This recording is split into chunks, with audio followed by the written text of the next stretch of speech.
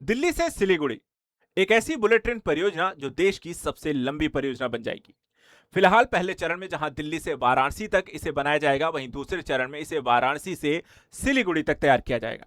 कहा यह भी जा रहा है कि आगे चलकर इसे सिलीगुड़ी से गुवाहाटी तक एक्सटेंड कर दिया जाएगा, जिससे नॉर्थ ईस्ट दिल्ली से कनेक्ट होगा। इसमें कौन से प्रमुख स्टेशन बनने वाले हैं, कौन से प्रमुख राज्य होने वाले हैं, क्या क्या यहां पर रूट होगा, क्यों सबसे लंबी कहा जा रहा है, टोटल परियोजना के बारे में चलिए आपको बताते हैं। इसका डीपीआर कैसा होगा, यूपी क्यों कहा जा रहा है कि यहां पर सबसे बड़े फायदे में रहने वाला है, क्योंकि वाराणसी से देखा जाए तो एक तरफ आपको दिल्ली जा सकते हैं, वहीं वाराणसी से दूसरी तरफ आपको बिहार, पश्चिम बंगाल होते हुए आप नॉर्थ ईस्ट भी पहुंच सकते हैं।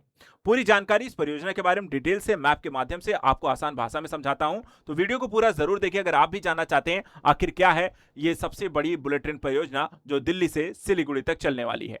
देखिए यहाँ पे दिल्ली सिलीगुड़ी हाई स्पीड जो रेल परियोजना है, ये आपको भारत की सबसे प्रस्तावित हाई स्पीड रेल कॉरिडोर सबसे लंबी है। 1705 किलोमीटर का आपको पूरा किलोमीटर आपको लंबी होगी और दिल्ली से पूर्वी भारत तक की हाई स्पीड रेल कनेक्टिविटी से कहा जा रहा है। जो रूट आप कुछ इस तरीके से देख सकते हैं कि आपको दिल्ली से शुरू होगा, मथुरा, आगरा, इटावा, प्रयागराज, लखनऊ, वाराणसी, बिहार में पटना से होते हुए यहाँ पर पश्चिम बंगाल में सिलीगुड़ी तक पहुंचने वाली है। इस रूट को मैं आपको थोड़ा सा डिटेल से यहाँ पे समझाने का प्रयास करूंगा। यह है आपका रूट, जो इस रूट को यहाँ पर आप देखेंगे कुछ ऐसा होने वाला है। यहाँ पर आपको सबसे पहले यहाँ पे देखिए आपको है दिल्ली, ये नई दिल्ली है। नई दिल्ली से यहां पर आपको अगला जो आपको कनेक्ट किया जा रहा है नोएडा एयरपोर्ट, जिसे जेएर एयरपोर्ट कहा जाएगा। जेएर एयरपोर्ट से होते हुए फिर आपको सीधा अगला जो प्रमुख यहां पे स्टेशन बनने वाला है वो मथुरा बनेगा। मथुरा क्योंकि यहां पर आप देखते हैं कृष्ण का, भगवान श्री कृष्ण का यहां पर टेंपल है, एक प्रमुख यहां पे धार्मिक नगरी है। उसके बाद फिर यहां से आगे बढ़ेंगे तो आगरा पहुंचेंगे। आगरा ताजमहल जो विश्व प्रसिद्ध है, विदेशी सैलानी यहां पे बड़े स्तर पर आते हैं। आगरा से होते हुए फिर अगला यहां पर भारत की एक देखा है प्रमुख शहर, नवाबों का शहर और यूपी की जो राजधानी है लखनऊ, यहां पर पहुंचते हैं। लखनऊ के बाद फिर यहां पे देखा है तो इटावा को भी यहां पर आपको इसमें कनेक्ट किया जाएगा।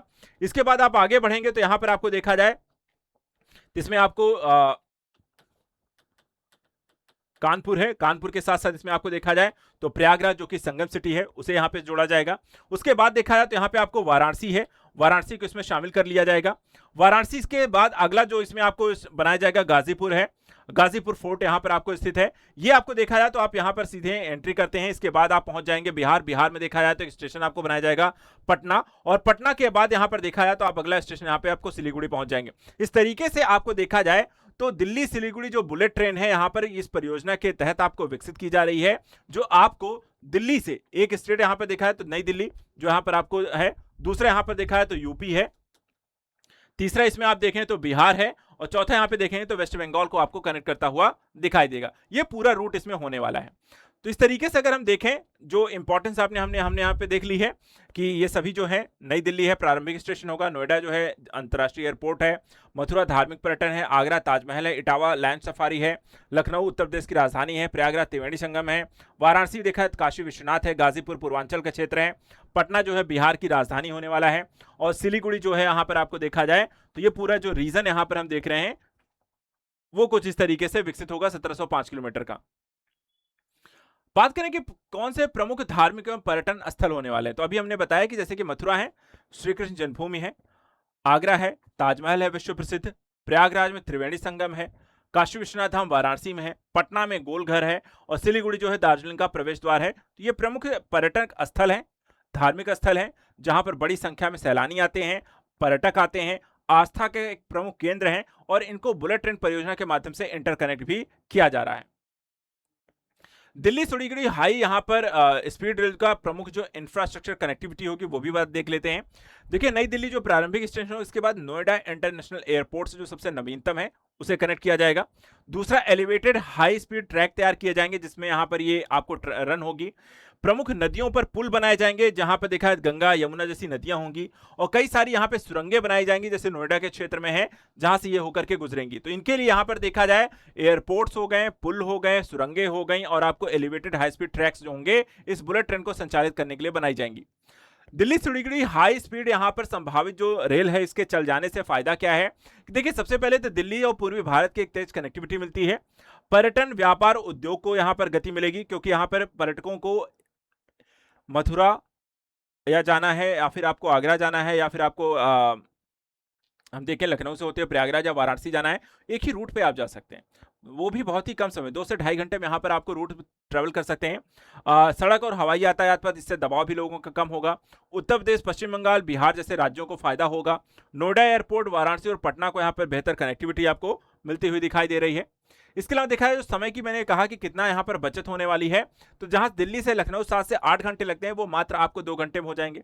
दिल्ली से वाराणसी जो 10 से 12 घंटे लगते हैं, वो मात्र 3 से 4 घंटे में पूरे होंगे। दिल्ली से पटना जो 12 से 14 घंटे लगते हैं, वो मात्र 5 घंटे में पूरा हो जाएगा। और दिल्ली से सिलीगुड़ी जो 24 से 30 घंटे लगते हैं, वो भी मात्र 7 से 8 घंटे में ये दूरी तय कर ली जाएगी। वहीं बात करें कितनी स्पीड से चलने वाली है कि इतनी कम समय में यहाँ पे पहुंच जाएंगी, तो इनकी संभावित जो गति है, इसकी डिजाइन स्पीड 350 किलोमीटर प्रति घंटे की रहेगी और ऑपरेटिंग जो स्पीड होने वाली है वो 320 किलोमीटर प्रति घंटे की रहने वाली है। वहीं Delhi Siliguri high speed rail agency और कनेक्टिविटी को लेकर के बात कर लेते हैं, तो यहाँ पे national high speed rail corporation limited जो है इसे बना रही है। इसके अलावा रेल मंत्रालय जो है इसके साथ मिलकर के काम कर रहा है, जो इस पूरी परियोजना को संचालित करेंगे, बनाएंगे। साथ ही इसमें भारत सरकार भी इसमें आपको शामिल है। इसके अलावा अगर हम देखें तो किन परियोजनाओं से ये जुड़ेगा, तो नोएडा का international airport, Delhi NCR, Purvanchal expressway, Ganga expressway, Varanasi multi modal hub और पूर्वी भारत का औद्योगिक कॉरिडोर से इसे कनेक्टिविटी मिल जाएगी। चुनौतियां क्या होने वाली? चुनौतियां देखा जाए, इतने बड़े और हाई स्पीड रेल कॉरिडोर के लिए बड़ी संख्या में भूमि अधिग्रहण का आपको जरूरत होगी। लगभग 1700 किलोमीटर लंबा कॉरिडोर का है। भूमि अधिग्रहण इसके लिए बड़ी मात्रा में चाहिए होंगी। पर्यावरण की स्वीकृति जिन इलाकों से होकर गुजरेगी, बड़ी लागत होगी इसकी, क्योंकि 1700 किलोमीटर लंबा है, हाई स्पीड ट्रेन है, आपको नया इंफ्रास्ट्रक्चर क्रिएट करना है, वो भी आपको तकनीकी क्षमता के लिहाज से बहुत सुदृढ़ होने चाहिए।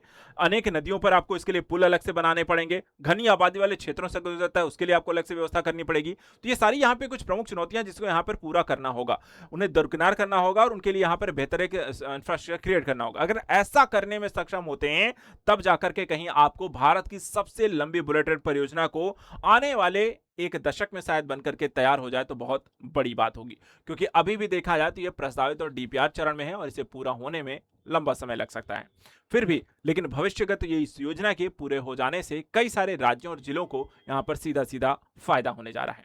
फिलहाल आज के लिए इतना ही। ऐसे इंपॉर्टेंट करंट अफेयर्स के लिए चैनल को सब्सक्राइब करके thank you so much and good luck.